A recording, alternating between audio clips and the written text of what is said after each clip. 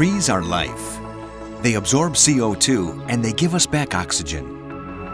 That's why it's becoming increasingly important to ensure that our cities have green spaces.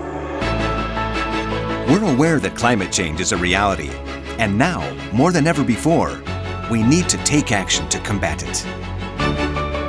We in Madrid City Council have a dream, and we are going to make that dream come true. We are going to create a major green infrastructure, a metropolitan forest that will encircle the entire city. A green ring that will absorb 171,000 tons of CO2. So you can enjoy nature in your own environment.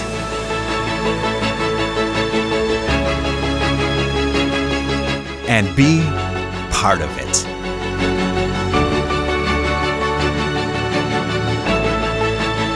Because we want a sustainable and green Madrid.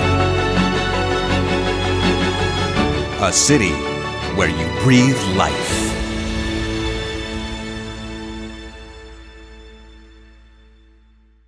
Madrid City Hall.